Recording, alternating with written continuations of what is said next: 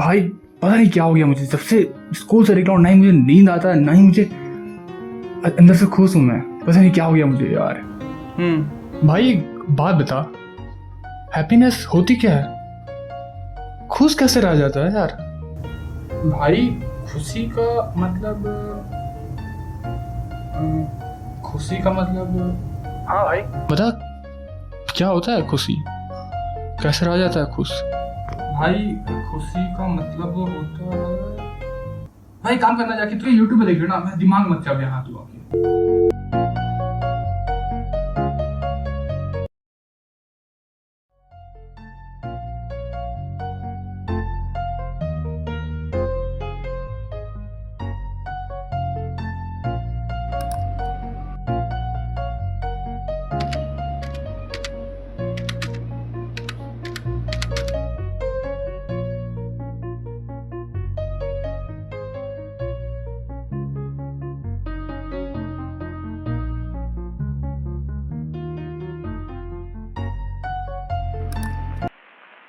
About 2500 years ago, the Himalayan foothills of the present-day Nepal, there was a king, जिसका एक बेटा होने वाला था, और वो राजा के पास उस बच्चे को लेकर एक ग्रैंड आइडिया था कि वो अपने बच्चे की ज़िंदगी पूरी तरीके से मुकम्मल बनाएगा।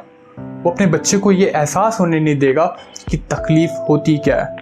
वो अपने बच्चे की सारी ख्वाहिश से सारी ज़रूरतें को हमेशा ख्याल रखेगा। The king built the high walls around the palace that prevented the prince from knowing the outside world.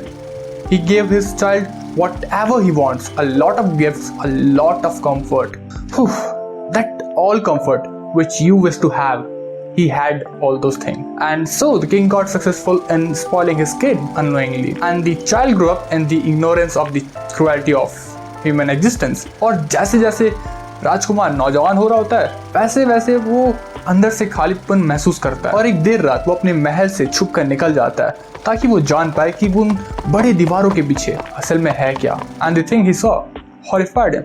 For the first time in his life, he saw sick people, old people, he saw people suffering, even he saw people dying. After coming back to the palace, he found himself in a sort of existential crisis. वो अपने father को blame करता है, because of him वो ऐसे miserable situation में है, वो एक ऐसे एग्जिस्टेंशियल क्राइसिस में फंसा हुआ है। एंड अपने फादर के जैसे उसके पास भी अपने आप को लेकर एक ग्रैंड आइडिया था। एंड वो ग्रैंड आइडिया था, जैसे पिछले बार की तरह वो उस महल से निकला था, इस बार भी वो वैसे ही निकलेगा, मगर इस बार चेंज ये होगा कि इस बार वो अपनी सारी रॉयल्टी कंफर्ट को गिव अप करके निकलेगा और कभी पीछे मुड़कर नहीं देखेगा। सालों तक वो एक ऐसे शख्स के जैसा जिया जिसे समाज ने भुला दिया हो। From living in the palace, he came to live in a slum. He was like a dog shit that has no value in society. He suffered. He experienced hunger, loneliness, pain and diseases. कुछ साल ऐसे ही बीत गए और कुछ साल ऐसे और बीत गए, मगर कुछ भी नहीं हुआ। Then he noticed one thing is that his grand idea was a failure. जो भी तकलीफें उसने झेली कोई मतलब की नहीं थी। He doesn't get any insight that he want. It wasn't revealing any greater mystery of the world. वो अब एक उलझन में फंस गया था कि वो अब करे क्या।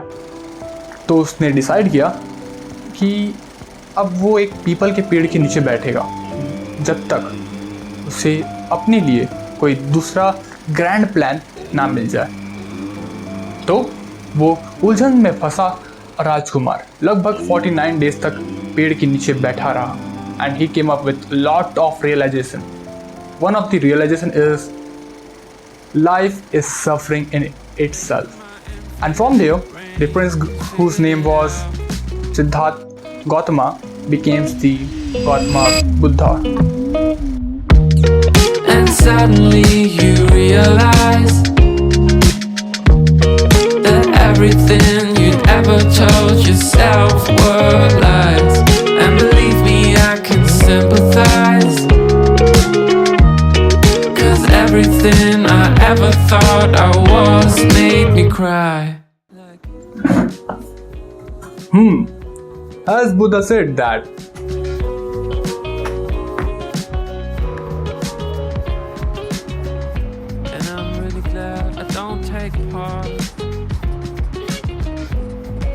search for who you are.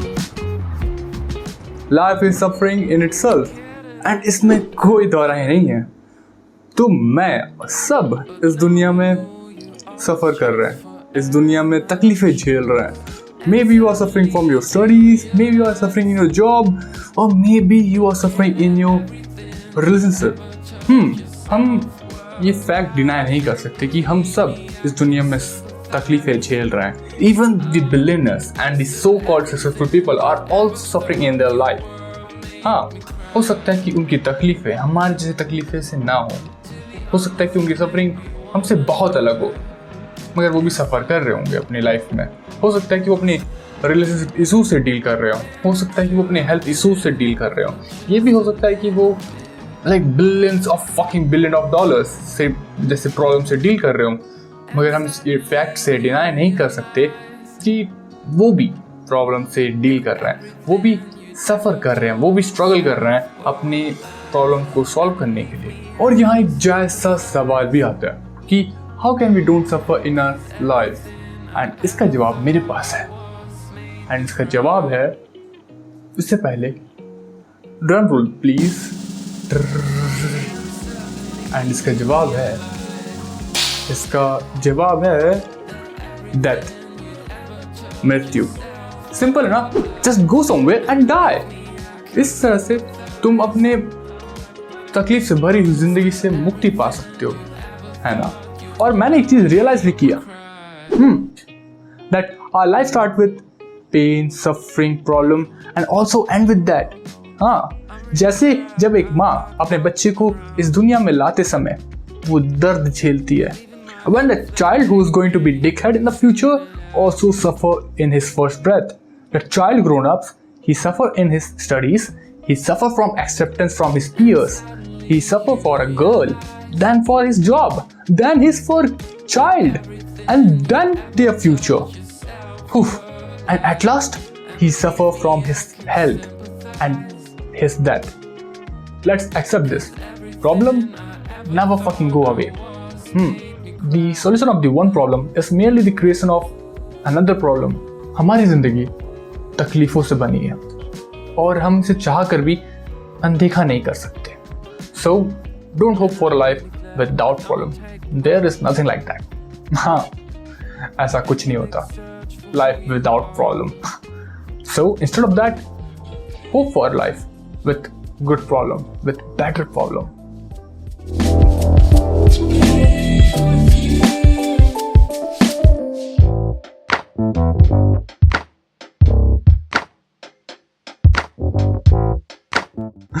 Problem are constant in life.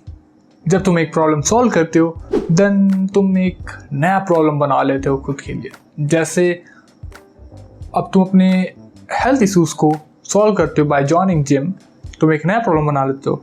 जैसे तुम्हें सुबह जल्दी उठना होगा, तुम्हें एक डिसिप्लिन वे में जिम जाना होगा, तुम्हें अपने हेल्दी डाइट में फोकस करना होगा, और you have to give up all the junk food which you used to eat like a pig set.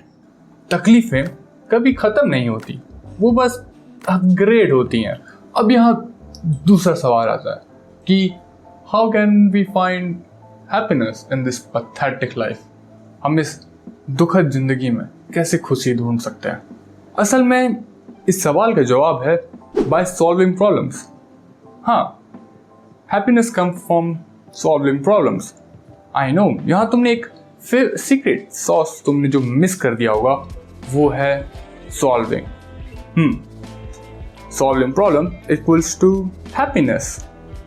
अगर तुम अपनी प्रॉब्लम्स को अवॉइड करते हो या प्रिटेंड करते हो कि तुम्हारी लाइफ में प्रॉब्लम ही नहीं है, देन तुम हमेशा अनहैप्पी रहने वाले हो, सच में। And if you believe that you have difficulties that you can not fix, you will be unhappy. So happiness comes from solving problem, not from not having problem in the first place. And अगर तुम एक चीज़ realise करोगे then तुम पाओगे कि तुम्हारे life में बहुत सारे प्रॉब्लम हैं, और सच में हर प्रॉब्लम के सॉल्यूशन तुम्हें हैप्पीनेस नहीं देने वाले। तो यहाँ एक बहुत बड़ी प्रॉब्लम खड़ी हुई कि ज़िंदगी में कोई भी प्रॉब्लम ना होना भी प्रॉब्लम है। एंड बहुत सारे प्रॉब्लम होना भी प्रॉब्लम है। तो क्या करें, सॉल्यूशन क्या है? तो सॉल्यूशन है is to having a problem that is worthy of solving and you enjoy it while solving it. Simple ना, अपने ज़िंदगी में ऐसे तकलीफें ढूंढो, ऐसे प्रॉब्लम्स ढूंढो जिसे तुम्हें लगता है कि इसे सॉल्व करना तुम्हारी लाइफ के लिए वर्थ इट होगा एंड तुम इसे इंजॉय भी करते हो इसे सॉल्व करने के दौरान। सिंपल ना, जस्ट इतना ही।